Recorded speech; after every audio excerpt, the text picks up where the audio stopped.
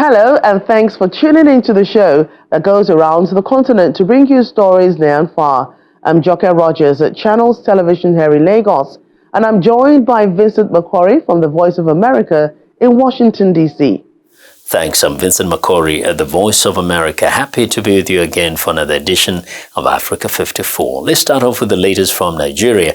Joke Rogers in Lagos brings you that story.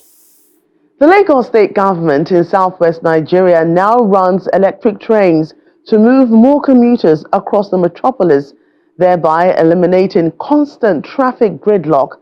The aim is also to help tackle climate change. The first phase of the 27-kilometer-long Blue Line, developed by the Lagos Metropolitan Area Transport Authority, LAMATA, is welcomed by passengers commuting the Mile 2 Marina route.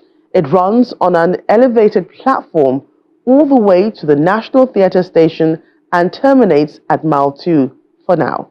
Our correspondent, Dari Dowu, finds out how the State Transport Authority plans to maintain the customer service amid the country's erratic power supply. 6:30 a.m. is the first trip. Fully subscribed, the passengers tripping out from this trip alone shows that this train is a mass transit in the true sense of it. The Blue Line corridor is an access for businessmen, traders, civil servants, and artisans. Some of us no more drive. Yeah, because of the quickness of the train. You leave and you can even time yourself. You're going to get to the office when you really want to get there. Aziz Akonde is a lawyer. He uses the train to commute to work and back home. Women, old people, disabled people, pregnant women, and people may need special care. I think that people need to be educated as to how to give them special privileges so they have seats. The new metro system is a good way to tackle the city's notorious traffic gridlock. Now, what's also new is that the rail is energized. The agency in charge of this train operation says the advocacy to ensure safety around this rail track is very important and must continue. This train is running on high voltage electricity, and the yellow rail is where the electricity is stored. Besides security and safety around the rail tracks, electricity is erratic in Nigeria. The Energy Progress Report of 2022 states that the country has the lowest access to electricity globally, with about 92 million people lacking access to power. I think if there's constant power, things will be working. So that is the major problem we have. But as far as this service is concerned, the Lagos State Metropolitan Area Transport Authority, LAMATA, says there is no cause for alarm. The electricity is smoother, it's faster, and it's able to run more trips. We had an agreement with the electricity distribution company, being a public power supply. So they are the principal supplier of electricity to this system. We have an independent power plant that will power the system when there is a shortage of supply from the national grid. Then there's also a third level of electricity, which are the batteries or the trade. Is the UPS system. As the state government continues to appeal to residents not to turn rail tracks to a marketplace, it is clear that a safe and secure rail corridor is everyone's responsibility. Dari Dowu, Channels Television News. Joining us to discuss this is a development economist, Abdul Kudus Isiaka. Glad to have you today on Africa 54. Thank you for having me. Right, so a lot of anticipation for the Lagos Blue Rail. So what do you make of this novel initiative by the Lagos state government to improve the state's transportation networks? Well, I think that what interests analysts the most about this project are the issues of cost financing, maintenance models. Under these PPP arrangements, railway equipment, including electric power, signals, rolling stock, and fare collection equipment will be provided by the private sector. whereas Lamata will be responsible for policy direction, regulation, all of that. So it's a quite interesting model. Also, the issue of time to completion, it has taken quite some time since 2013, almost 10 years. That's been a subject of controversy. Also, the issue of safety. Don't forget the fact that the line would rely on a 750-volt DC third rail, which suggests that a lot of advocacy needs to be put out there, and information also, in order to keep the lives of commuters, passengers also safe and out of harm's way. The issue of the likely economic impact also needs to be discussed. We want to think about what the positive externalities would be for dwellers along that corridor, and also housing and rent, the cost of transportation, the number of hours for commuting, and all of that. So it's an interesting development. Of course, for context, the Blue Line is a 27-kilometer railway line stretching from Marina CBD to Michael, which is in the northwestern part of the state. So it's one of the initiatives under the broader idea of the initiative of the Lagos Rail Mass Transit initiative or system. And there are supposed to be 700 railway lines under that particular initiative. There's the red line, the orange line, the green line, the purple line, all of which will be coming up hopefully in the years to come. But the red line itself is also underway. It's supposed to stretch from Marina to Agbado and branch off at Ikeja up until to the international airport. So I think that it's a good initiative, and all of these issues around the costs also need to be taken into consideration going forward. We're looking at $45 million per kilometer, according to of course, the Lagos Metropolitan Area Transport Authority. It has cost $45 million per kilometer, and that's quite expensive. Going by the numbers from the International Union of Railways, the average cost for even elevated metro lines is supposed to be between $25 and $30 million per kilometer, and so it's quite expensive. That needs to be accounted for and taken into consideration subsequently. Then, in terms of the economic impacts, you want to think that welfare and growth multipliers would accrue from this. Generally, investment in transport always generate some positive externalities. According to IMF studies, we're looking at a welfare multiplier of about 0.8. And that would suggest that every dollar spent by the government on this project should generate additional welfare for passengers and even dwellers of the state, and to the extent of to the tune of $0.8. And that is quite effective if you want to think about the implications for national income and even welfare. How sustainable is this initiative given the fact that it runs on electricity and we have deficit in power supply? Well, to address the first concern, the Lagos State government has procured an 18-megawatt power plant dedicated to the Blue Rail line. And obviously that allays fears that the line would fall into dysfunction as a result of inadequate supply from the national grid. And I think it's necessary for us to put things in proper perspective. Already we have an electricity supply gap of about 8,000 megawatts. And so an 18 megawatts requirement from the Blue Rail line is not likely to significantly increase the supply gap. So I think the conversations right now should be around the Electricity Act of 2023 and its potentials. Don't forget, it repealed the Electricity Sector Reform Act of 2005 and effectively further liberalized that particular sector, allowing the state government to partner with the private sector to generate and distribute electricity, and effectively to reduce the electricity supply gaps within their respective states. So I think it's in that direction we should be thinking right now. It's quite interesting, although I would say that the issue of connectivity between regions, between urban areas and major economic zones, I think is captured here. Also, the fact that we're seeing an integration of different modes of transportation would also be one of the reasons why we think that it would be a success. Up till now, we're looking at about 12,000 passengers daily.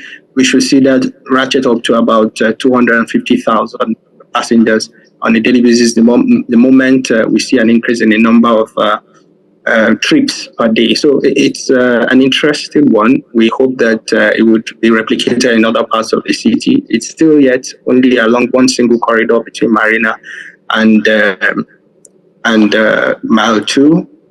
And of course, it's supposed to be extended up to the Okokomaiko region. So once that is done, we expect that traffic situation along that corridor and in those areas would be reduced. Right, development economist Abdul Kudus Isiaka, I must thank you today for coming on to Africa 54. Yeah, thank you for having me.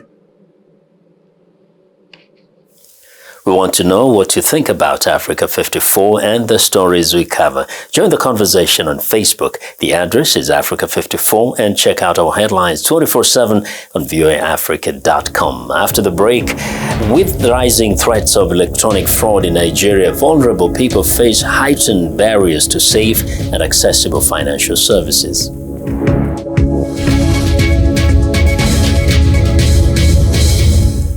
Welcome back to Africa 54. I'm Vincent Makori in Washington. According to the World Bank, in 2022, 64 million people in Nigeria did not have an account with a bank or other reputable financial institutions. But those who do are falling prey to electronic bank fraud or e-fraud. Gibson Emeka has this report from Abuja, Nigeria, narrated by Salem Solomon. One weekend, Modostar Oluchoku's debt card got stuck in an ATM. By the time she returned to her bank during office hours to retrieve her card, her account had been cleared of $750. Oluchoku says the bank tells her the fraud is still being investigated and she still has not gotten her money back. I narrated everything to them. They even opened their CCTV, watching everything. They saw me when I came inside the bank. I even introduced police people. At the end of the day, nothing happened. I wrote letter. Although the incident happened in 2017, Oluchoku has not given up. Her lawyer, Obodage Francis, says due to the length of time, it might be difficult to recover her money. So most times when things like this happen, we say that we advise victims to reach out to a lawyer immediately. So that once that is done, we as lawyers, we know who to reach out to. Like we have to write both banks letter, freezing the account immediately. Then we also need to reach out to the authorities. Electronic bank fraud is becoming more prevalent in Nigeria, according to the Nigeria Electronic Fraud Forum, a Nigeria Bankers Committee initiative that aims to tackle e-channel security challenges. The banking sector has already incurred losses of over $12 million in 2023 alone to fraudulent digital and unlicensed transactions, according to the initiative. Cybersecurity analyst Bernard Ogbe points out one area of weakness. Some of these platforms, their security measures are not strong enough. Consumers are also losing money through ATM fraud, online swindles, fraudulent emails, and telecom services that help users check balances. And Nigerian banks are dealing not only with increasingly sophisticated fraud, but also with loss of experienced personnel, says financial expert Emmanuel Ogboloko. Many of the banking staff that were well trained left the banking sector in Nigeria for greener pastures in Canada and Europe because the reward system there is far better. According to the World Bank, 64 million people in Nigeria were unbanked in 2022, despite the Nigerian government's push since 2019 of a cashless policy to get more people into the financial system. Ogbe says electronic fraud is discouraging more people from opening a bank account and worries that many people avoid going digital or avoid using technology to exchange money. The banking fraud can indeed slow down this adoption in several reasons. One, it has to do with loss of trust, lack of security confidence. There are some customers that have experienced this, and there is nothing you will tell them that they will go back to this thing to. Experts say that people can protect themselves against e-fraud by securing electronic devices, avoiding public Wi-Fi for financial transactions, regularly monitoring bank accounts, setting strong and unique passwords, and enabling two-factor authentication whenever possible. For Gibson Emeka in Abuja, Nigeria, Salem Solomon, VOA News. Recently, the conversation on female gender inclusivity in governance in Nigeria was once again brought to the fore The conversation was spearheaded by the Women Advocates Research and Documentation Center, a non-profit civil rights organization founded in the year 2000 by a group of young, dynamic feminist lawyers with a mission to rid Nigerian society of all forms of discrimination against women and girls. And over time, it has become a leading voice for gender equality, equity, the rule of law, accountability, and social justice in the country. Our correspondent, Amarachi Ubani, reports. From 80 The quest for female representation in Nigeria's political scene and in governance has been an ongoing conversation. There's a lot going on, but before any of these gender bills go back into the Senate. In this hall here in Lagos, women drawn from all walks of life discuss not just the importance, but the necessity. If we had 35% representation in party politics, it is likely going to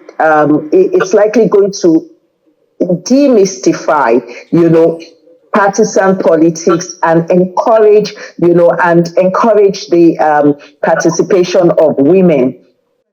WARDIC founder Dr. Abiola Akinode Afolabi traces the origin of the agitation to the present situation, setting the stage for women to take on issues with the National Assembly. The gender bill as it is today is not the best bill for us. That's the truth of the matter. So we need to investigate and review that bill all over again. For example, on the issue of indigenship, what we were able to get from them was that if you are married to someone from another place, you will not be able to claim the indigenship of that place until when you have been married for 5 years in that place. So that's what they wanted to put there. So that's the indigenship negotiation on that bill. Because they refused to take it at all until when they said, so they were saying things like, okay, people will get married and they will use that state to become a senator, and the next day they will go back to, things like that. We are not moving, in terms of the kind of shifts that we should have by now. And the Constitution represents a very important tool that has helped most countries. There's very few countries, apart from the Scandinavian countries, that have the culture of gender equality right from the onset. All the other countries got this either by political parties or by the constitution, by their constitution. So we need to look at this constitution and see it as a constitution that affects all of us. In South Africa, it does. The gender bill, it is agreed, is not the best for female participation in politics. The women in this forum take on the challenges and plan a manifesto of execution. We're going to ask the private sector, considering all that you know now, what can we do? We're going to galvanize all those feedback and also plug them into the discussion from manifesto from Ward C, and then they will also be able to plan with USAID and Palladium on the next steps. The one-day private sector engagement on Partnership for Social Transformation and Gender Inclusivity comes to an end, and the women are confident the next meetings will highlight progress so far. Amarachi Ubani, Channels Television News.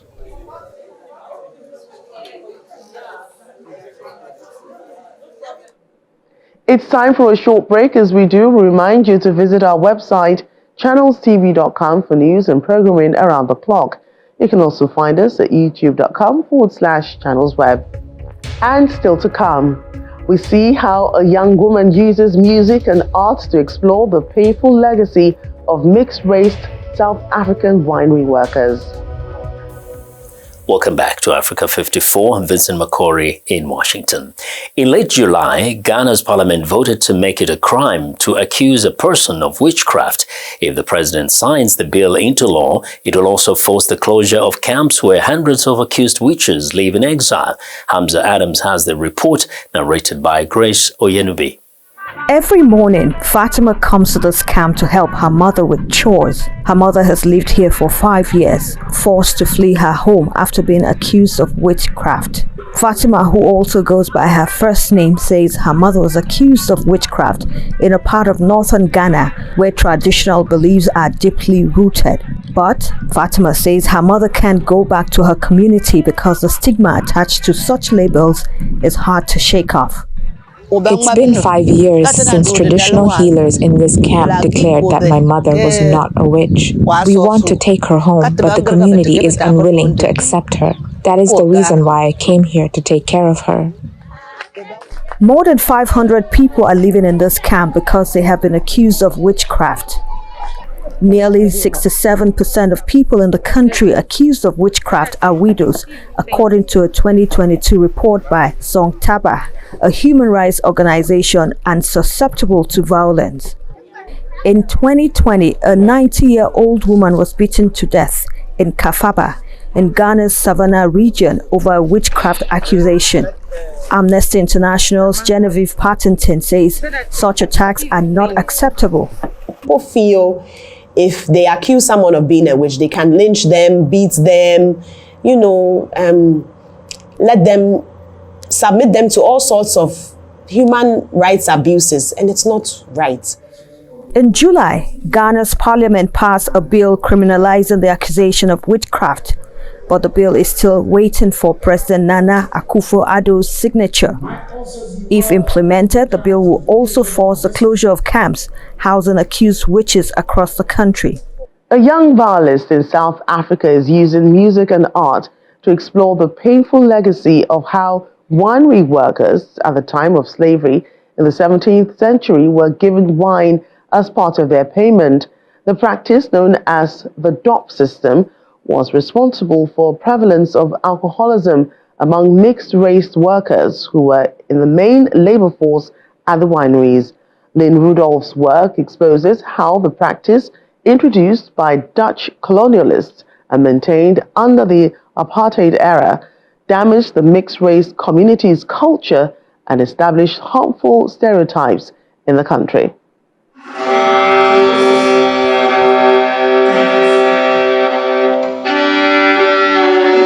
Violinist Lynn Rudolph, who goes by the stage name Daphne, wanted to expose how the DOP system, a practice of paying laborers with wine rather than cash, introduced by Dutch colonialists and maintained under apartheid, had damaged the mixed-race community's culture and entrenched harmful stereotypes.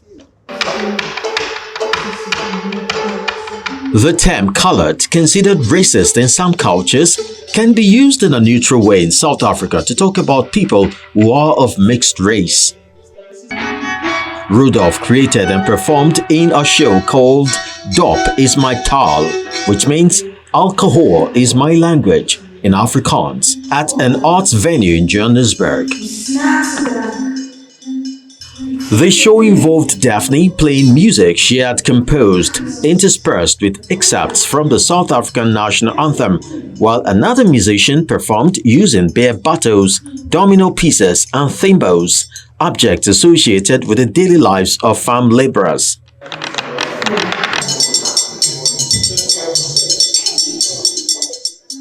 So the only memories that we have, or only stories, cultural stories that we have are, oh yes, your great-grandfather was maybe Scottish or Irish or Spanish. And growing up, for me, my experience of being colored was that we never spoke about our black ancestors. So it was always just that you acknowledged, yes, you're quarter Spanish, you're quarter this and that, but there's a very euphoric claim to being maybe 5% European.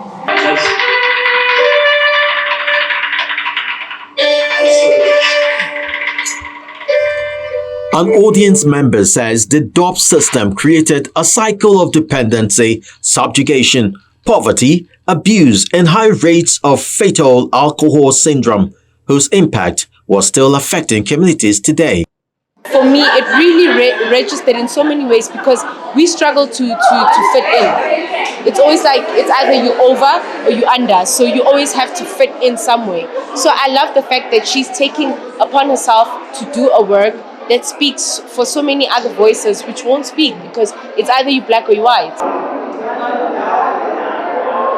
Other audience members at the performance of Dop Is My Tal feel satisfied that the work has articulated uncomfortable truth and given expression to a part of South African society that sometimes feels marginalized.